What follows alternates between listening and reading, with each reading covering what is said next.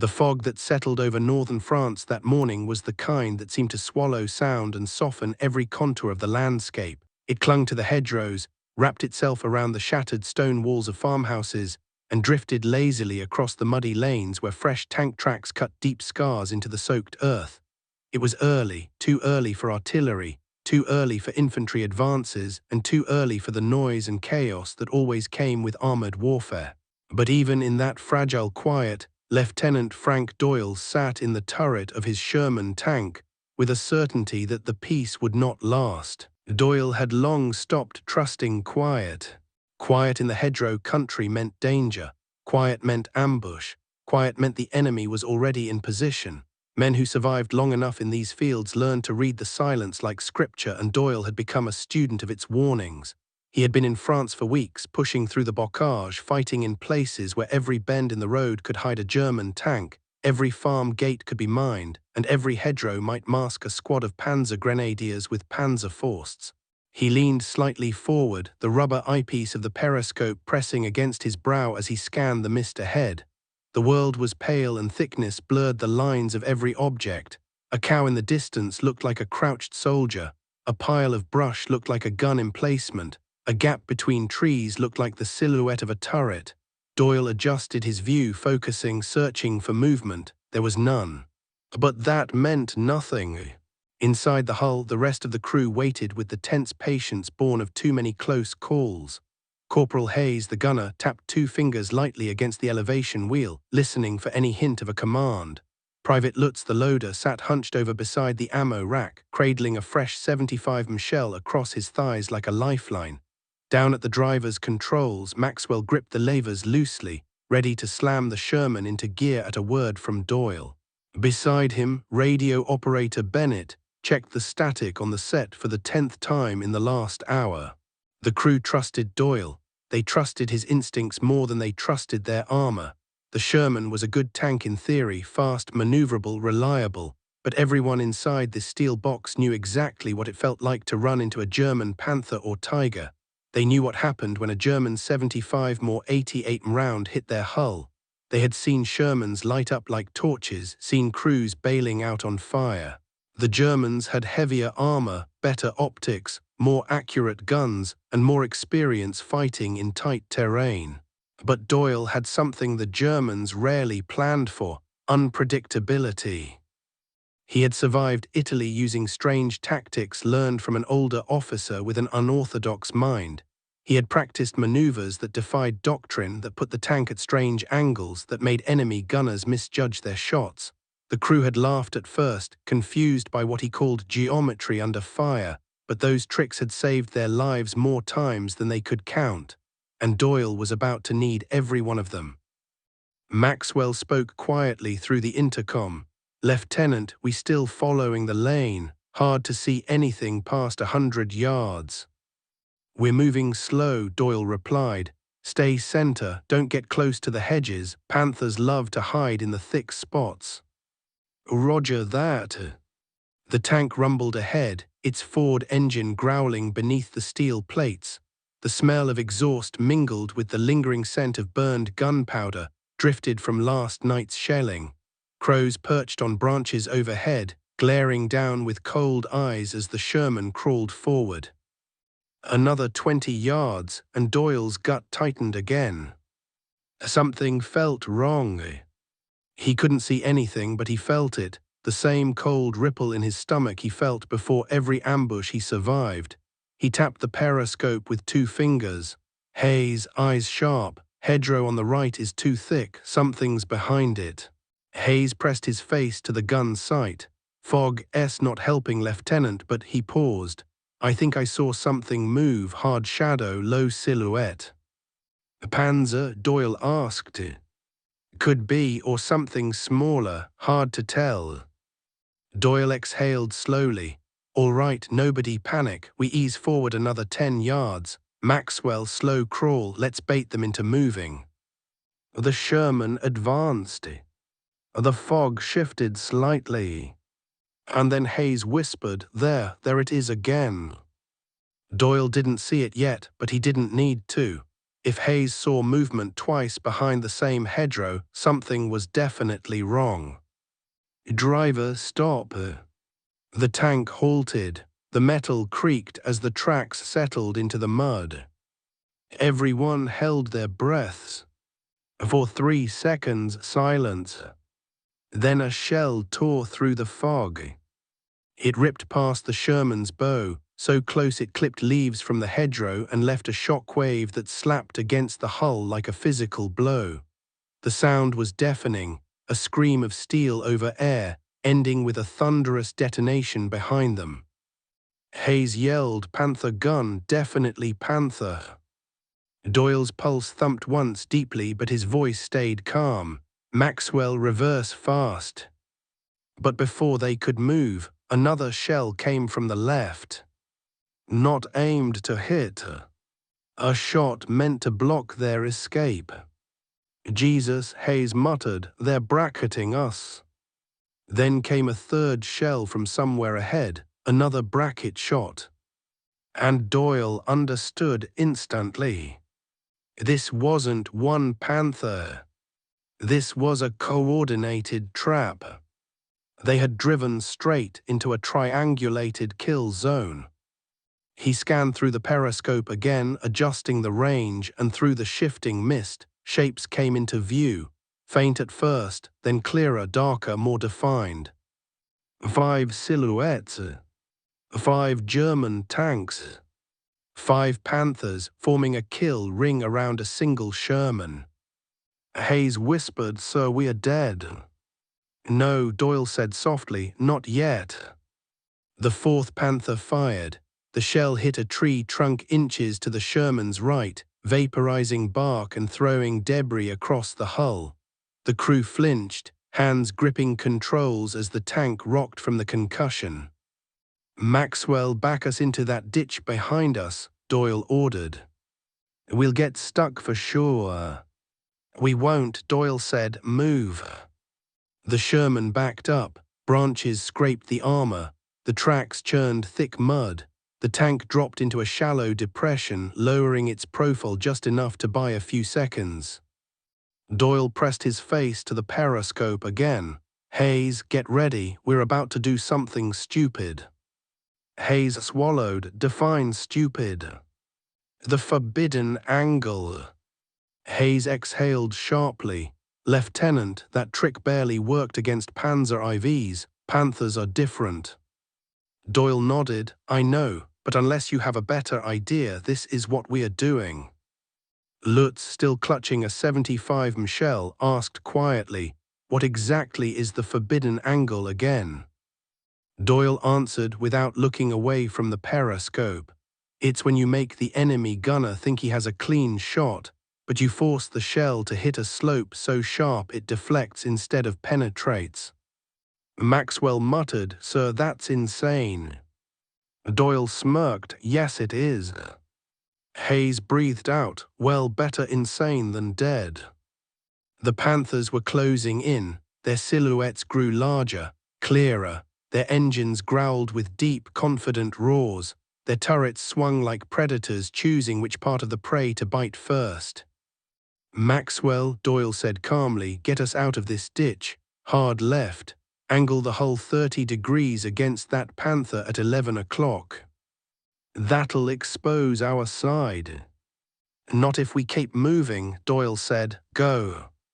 The tank lurched out of the ditch. The first Panther fired. The shell streaked directly toward the Sherman's front plate. But because the hull was angled, the shot struck at a glancing angle, screamed across the armor, and ricocheted off into the fog with a metallic scream. "Holy," Hayes shouted. "It bounced, it actually bounced." Doyle pointed through the periscope. "Hayes, fire on that Panther turret ring." Hayes aligned the sight, targeting, firing. The Sherman's 75 cannon thundered. The recoil shook the turret. The round slammed into the Panther's turret ring with a hard crack. A burst of sparks, a flash of smoke. The Panther lurched, stopped, froze. Hit, Lutz shouted. Direct hit. One, Doyle said. Shift left.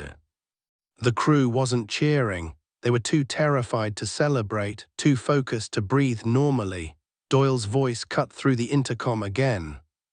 Second Panther, 2 o'clock. Maxwell swing right, 30 degrees, same trick. Maxwell angled the Sherman again. The second Panther fired. And again. The German shell struck at a shallow angle. It deflected. It ricocheted. Hayes fired instantly. Their 75 round slammed into the Panther's lower side armor, the weakest part of its hull. The explosion lit the fog with orange flame. 2 down, Lutz shouted. But the others were closing fast. German engines revved, turrets swung. The 3 remaining Panthers fired almost in unison. Doyle shouted, Maxwell right hard. The Sherman skidded through mud. 1 Panther shell missed entirely. Another skimmed the turret and bounced away with a howl. The 3rd blasted through a hedgerow just behind them. Hayes locked onto the 3rd Panther. Lieutenant firing. The round hit the Panther's gun barrel housing. The turret jammed sideways with a harsh metallic crack. Hit again, Doyle ordered. The next round struck the same spot. The Panther stopped moving. Smoke rose from the seams. 3. But Doyle knew it wasn't enough. Because the remaining 2 Panthers weren't retreating. They were charging. Their commanders had realized what was happening. They were no longer giving the Sherman space to maneuver. They were closing the distance so their guns would hit flat armor instead of angled plating. Doyle's jaw tensed. This was the moment he had feared.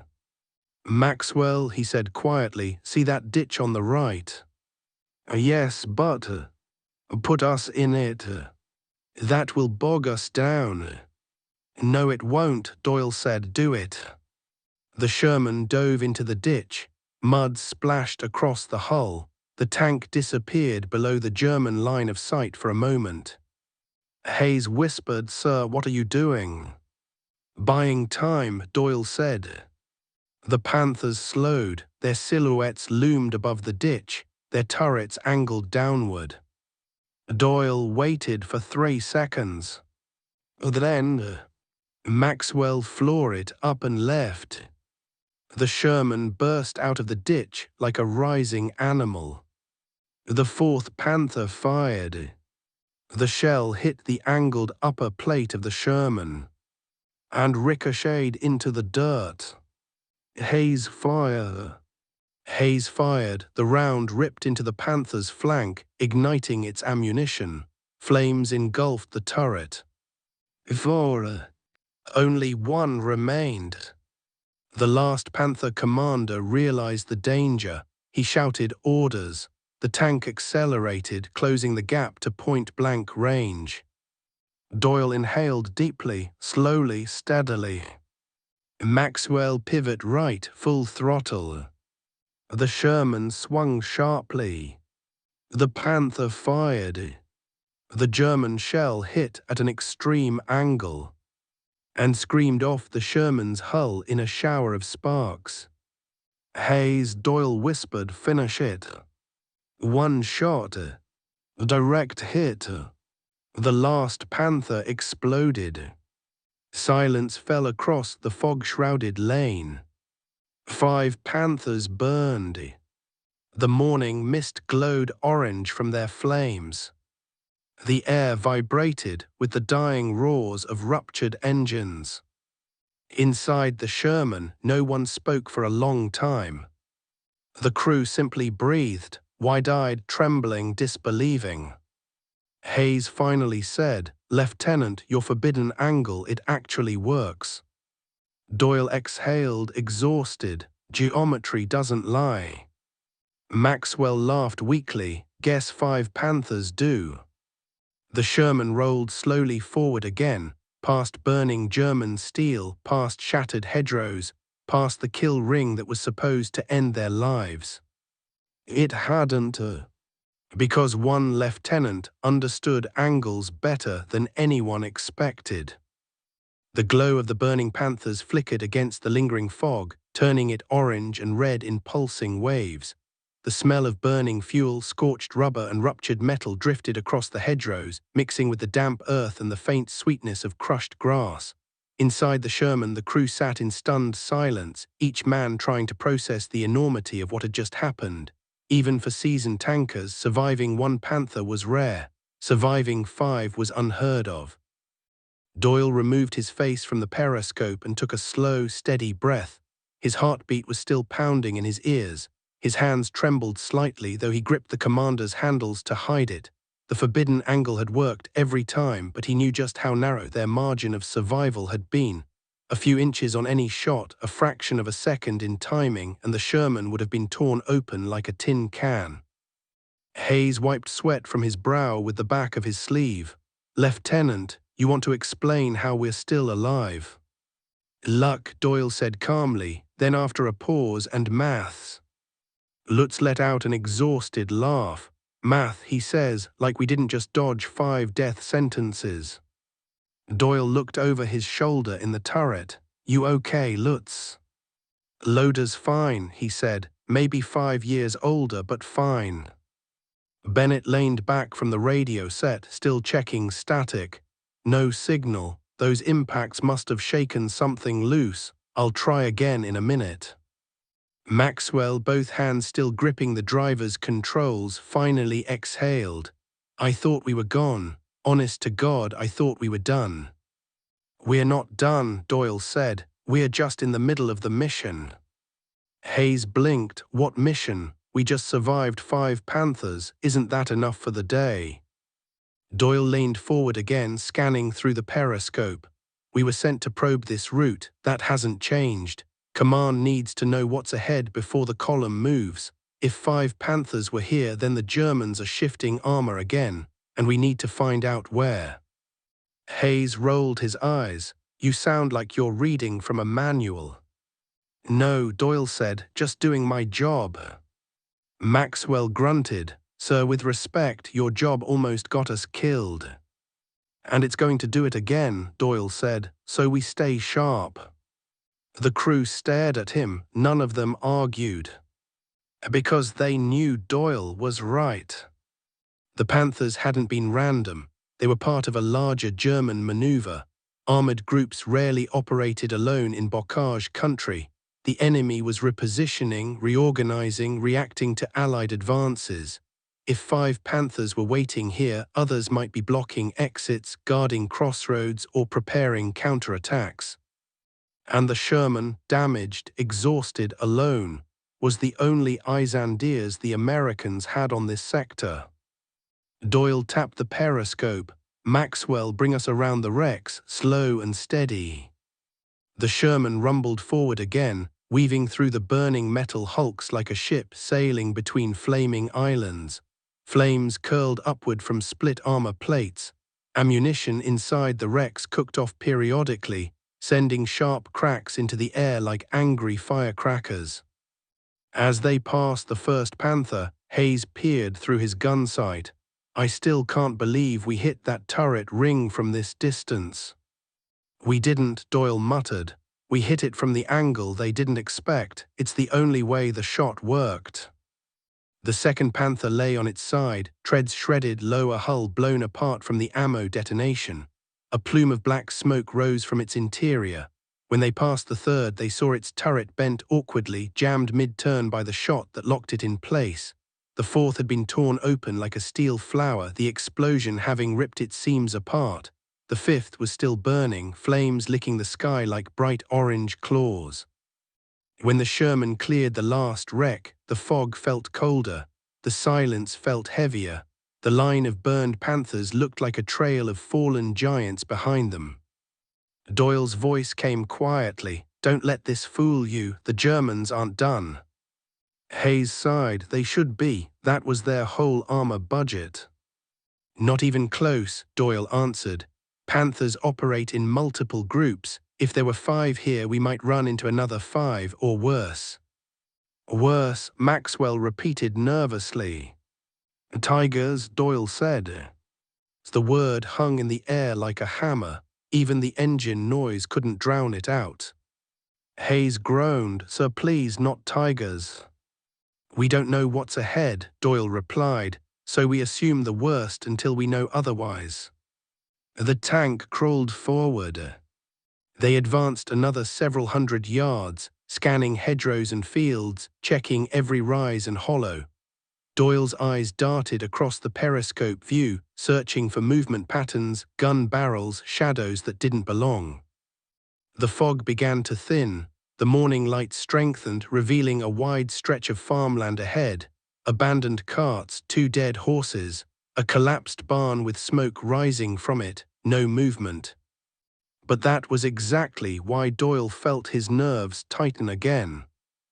Too quiet, he murmured. Maxwell replied, you and your quiet. Doyle didn't smile. Stop the tank. The Sherman halted. Hayes slid into the gunner's sight. Lutz gripped another shell. Maxwell held the levers. Bennett sat frozen with one hand on the radio. Nothing moved. But the silence felt wrong. Doyle moved the periscope in slow arcs. Something was missing, something obvious, something he couldn't quite put words to. Then it hit him. Birds. There were no birds. Not a crow, not a sparrow, nothing in the field, nothing in the trees, nothing rising from the rooftops of the collapsed barn. Hayes whispered, Lieutenant. Get ready, Doyle said, something's here. Maxwell tensed, you see something. No, Doyle said, that's the problem. Hayes swallowed. Sir, is this one of your instincts again? Yes. Everyone braced. Then faintly, a metallic sound drifted across the still air. A sharp, rhythmic clank. Not random. Not natural. Tank tracks. Lots of them. Bennett stiffened. Sir, that's close. Too close, Doyle whispered. He scanned the left hedgerow again. Then the right. Sound grew louder. Then, Hayes said quietly, our lieutenant, check 11 o'clock. Doyle turned the periscope. At first he saw nothing. Then a shape appeared through the fog. Large, flat-faced, broad-turreted. He whispered one word. Oh no, a tiger. Then another. Then a third. They were emerging from behind a line of trees like predators stepping into open ground. Their barrels pointed forward, slow and deliberate, scanning. Their armor gleamed beneath the thinning fog. Their tracks churned deep ruts into the soil. Maxwell's voice cracked slightly. Sir, those are tigers. Yes, Doyle said quietly, and we can't fight them. Hayes asked, voice nearly trembling, then what do we do? Doyle lowered the periscope slowly. We survive. He tapped Maxwell's shoulder. Reverse, quiet as you can, no sudden noise, no crashing branches. Maxwell eased the Sherman backwards, inch by inch. But tigers were built to hear engines.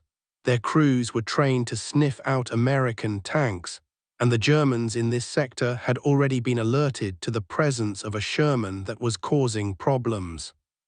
The crew held their breaths. 20 yards. 30. 40. The tigers continued forward, unaware. Then, a snap. A loud one. A branch cracked beneath the Sherman's track. Doyle closed his eyes. The nearest tiger turret began to rotate. Slowly, deliberately, pointing directly toward them. Hayes whispered, we're dead.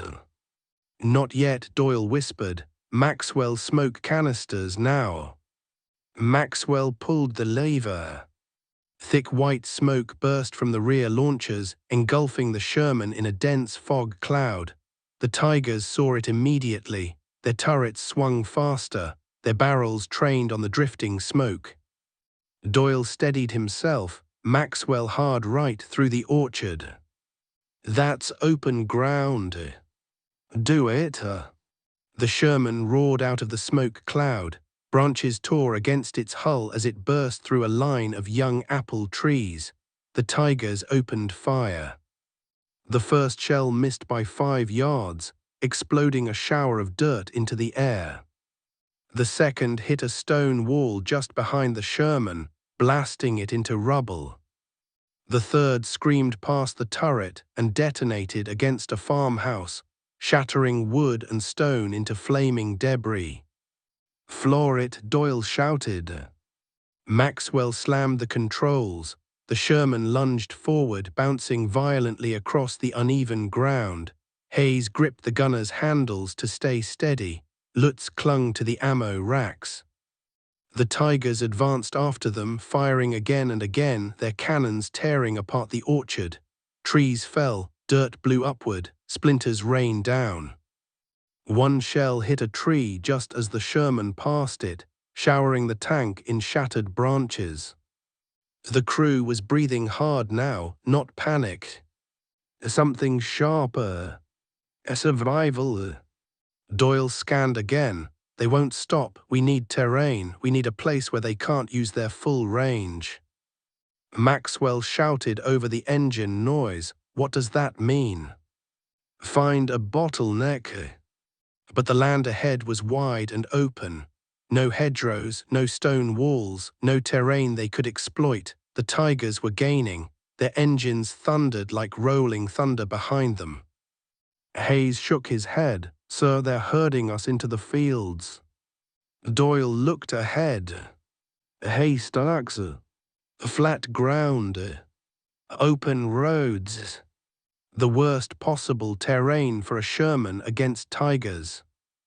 The German commanders knew exactly what they were doing. Bennett shouted, "Lieutenant, radio is dead. We can't call for help."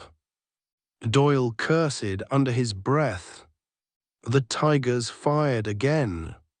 The shell struck the earth so close that the Sherman tilted sideways from the blast. Lutz yelled, "We're gonna get hit." "No, we're not," Doyle snapped. He scanned the right side.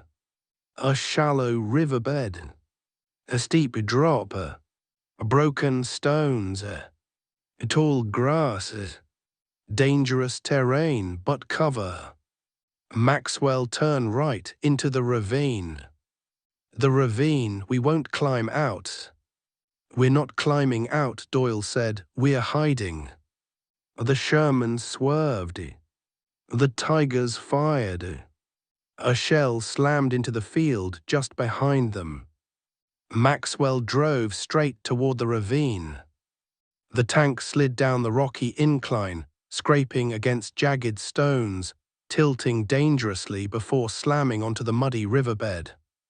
The Tigers reached the ridge above, but their hulls were too tall to depress their guns low enough. Doyle exhaled sharply. That buys us a minute. A minute for what? Hayes demanded.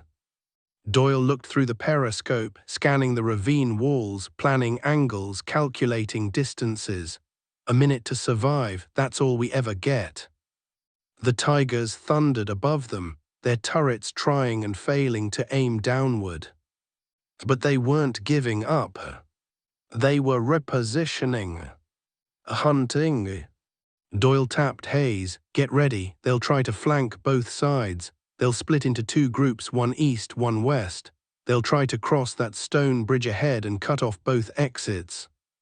And when they do, Hayes asked. Doyle inhaled. We'll be waiting. The ravine was narrow enough that the Sherman's hull nearly brushed both walls as it settled into the mud. Cold water trickled beneath the tracks, pooling in shallow depressions. carrying the scattered leaves and broken branches that fell from the orchard above. The tank sat half hidden, its olive-drab armor blending with the dark stones and overhanging brush. Only the faint glimmer of the barrel revealed its presence, and even that was almost invisible beneath the arching shadows. Doyle scanned the ridgeline again. The tigers were regrouping. He could hear their engines more clearly now, deep, guttural sounds that vibrated the very air. He knew what they were doing. They weren't rushing blindly. They were coordinating, establishing firing positions, trying to trap the Sherman the same way the Panthers had tried. Except tigers didn't need clever traps. All they needed was one clean angle. Hayes lowered his voice. "Lieutenant, we're stuck down here. They box us in, we're done." "No," Doyle said. "This ravine is cover. We're using it." "How?" Doyle shifted the periscope. "Because tigers are tall, too tall. Their gun depression is limited. They can't aim down far enough to hit us in most of this ditch." Lutz blinked. "So we just sit here? That's your genius plan." "Not sit," Doyle said. "Fight." Bennett looked up from the dead radio set. "Sir, you do realize we only have 7 AP rounds left, right?" Doyle already knew that. He decounted the shots. They had used more ammunition than they should have against the Panthers, but that couldn't be helped. Every round had saved their lives. Hayes confirmed the count. 7 AP, 15 HE, and 2 smoke. "We won't use he unless we have to," Doyle said. "These are tigers. He won't scratch them unless we get lucky." Maxwell muttered, "And we're supposed to kill tigers with 7 AP rounds." Doyle didn't answer immediately. He was still calculating. Angles, distances, elevation, velocity, travel time, hull rotation, turret traverse. He wasn't thinking like a tanker anymore. He was thinking like a mathematician inside a steel box. Hayes pulled the sight's handles tighter. "Sir, what exactly are we waiting for?" "The mistake," Doyle said. "Every tank crew makes one." The Tiger's engines revved again. A heavy crunch of metal on stone echoed from the left side of the ridge. A moment later, another set of tracks sounded from the right. Maxwell stiffened. "Sir, they're splitting up." "They're flanking us," Hayes said. "No," Doyle said quietly. "They're doing exactly what we need them to do." Lutz frowned. "How is flanking us good?" "Because they're going to cross the bridge," Doyle said.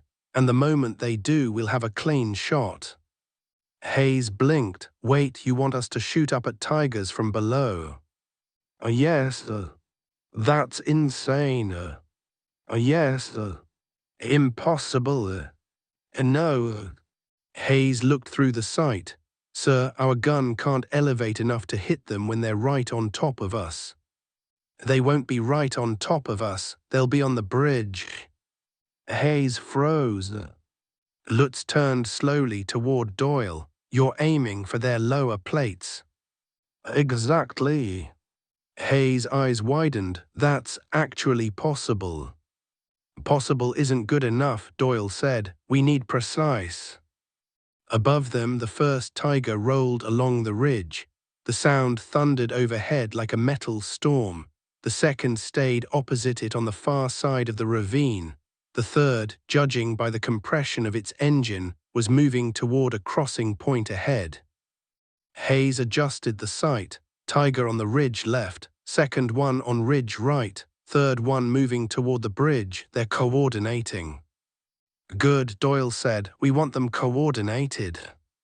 Bennett stared at him. "Lieutenant, you're planning something insane again."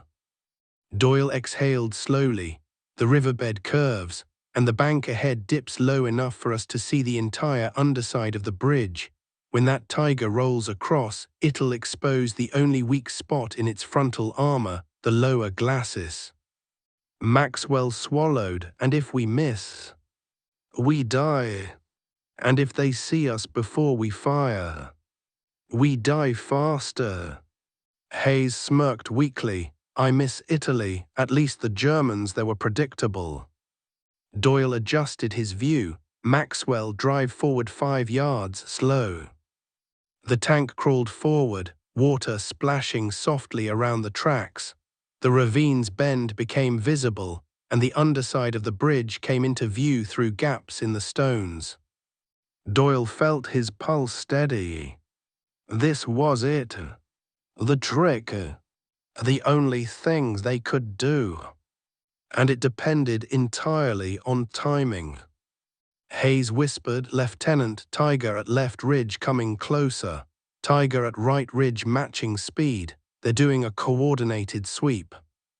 "That's what they do before crossing," Doyle said. "They want overlapping fields of fire."